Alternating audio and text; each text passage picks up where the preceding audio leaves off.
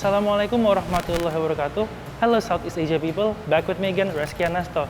And this time, I'm going to meet one of the activists who involved in acculturation, or mixing up of different culture. In this time is Chinese culture to Indonesia, and especially to Muslim society. This is very interesting to hear. Stay tuned, guys. So I'm already in front of an activist, Haji Ali Karim Oi, and I'm about to ask him or have a chit chat about acculturation of the Chinese ethnicity in this neighborhood of Jakarta. So let's go, guys. Assalamualaikum Pak. Waalaikumsalam. Ya, silakan masuk. Ya Pak, wah ini banyak sekali Pak, apa pajang-pajangannya Pak. Ya. Kalau boleh tahu Bapak sangat berperan di sini Pak, pastinya Pak ya. Itu bagaimana Pak bisa sampai berada di sini? Ya, ini saya jadi ketua yang ketiga.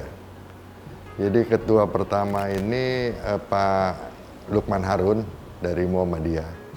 Yang kedua Pak Yunus Yahya, almarhum juga. Nah, setelah beliau baru saya. Karena yang lain sudah banyak pendiri-pendiri, udah banyak yang tua dan udah banyak yang meninggal. Gitu.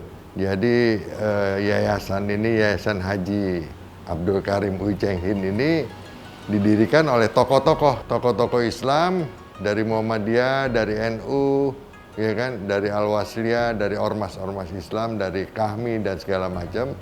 Itu mendirikan yayasan ini. Gitu. Dan jadilah ini Masjid Lause, karena selama ini umat Islam di Indonesia kurang memperhatikan satu etnis Tionghoa. Kita tugasnya dalam rangka pembauran bangsa Indonesia, karena kita istilah menyampaikan Islam itu kan kepada satu etnis, keturunan orang Indonesia, keturunan Tionghoa.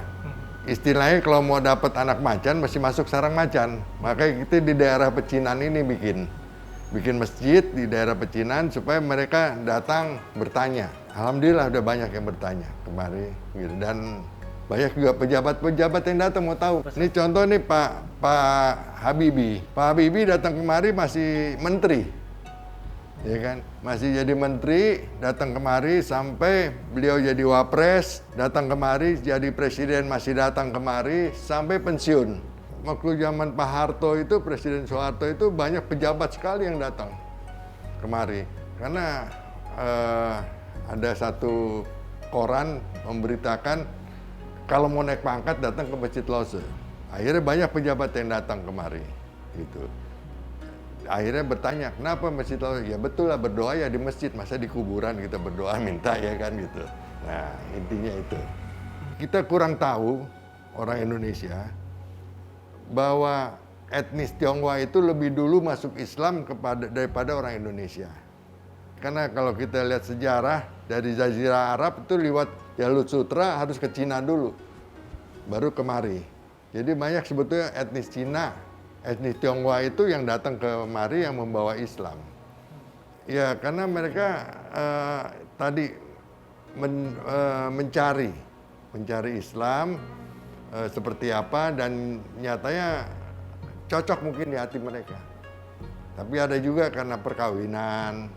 Tapi ya ada perubahan dari zaman orang tua saya sampai sekarang. Kalau dulu yang banyak masuk Islam itu agak tua-tua. Kalau sekarang anak-anak muda banyak. Masih kuliah, ada yang udah kerja gitu. Terima kasih Pak atas waktunya Pak yang berkenan. Dan Masya Allah semoga perjuangannya selalu berkah dan bisa sepanjang masa Pak ya, abadi sepanjang masa. Ada penerusnya insya Allah nanti. Insya Allah Pak ya. Terima kasih Pak. Mari. Assalamualaikum warahmatullahi wabarakatuh. Waalaikumsalam warahmatullahi wabarakatuh. Alhamdulillah, what a beautiful insight and inspirational stuff from Haji Ali Karim Oi. I'm so relieved I'm about to hear it from himself. It's such inspirational and I hope it's very, very going through our mind and we can actually spread the messages about Muslims especially. But now it's time for me to go home. Thank you very much guys for listening. Until next episode. Bahkan beberapa tahun terakhir Indonesia alhamdulillah bisa menorehkan prestasi dari anak-anak terbaik kita yang juga jebolan dari juara-juara nasional. Yang kedua dari sisi ekonomisnya bahwa kaligrafi sekarang banyak diminati dari desain interiornya. Nah sekarang merambah ke dunia industri kreatif.